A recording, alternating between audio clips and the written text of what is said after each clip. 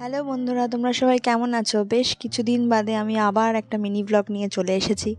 আমরা এই কদিন আগে একটু পুরুলিয়া গিয়েছিলাম, মানে শীতের আমেজটা নেওয়ার জন্য।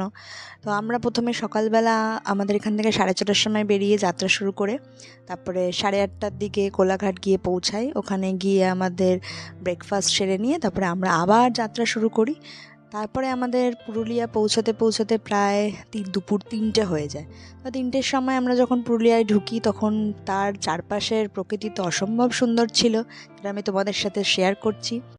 তারপরে আমরা শঙ্কুপি যাওয়ার উদ্দেশ্যে রওনা দিই। সেখানেই আমাদের হোটেল ছিল। তো হোটেলটা ছিল একেবারে বাঘমুন্ডি পাহাড়ের সামনে, পিছনেই পাহাড়। তো অসম্ভব সুন্দর জায়গা। তারপরে আমরা হোটেলে পৌঁছে সেখানে চেক ইন করে একটু রেস্ট নিয়ে আমরা তারপরে লাঞ্চের জন্য বেরিয়ে পড়ি। তো বাকি ভিডিও নিয়ে আসছি পরের শর্টে। Thank you.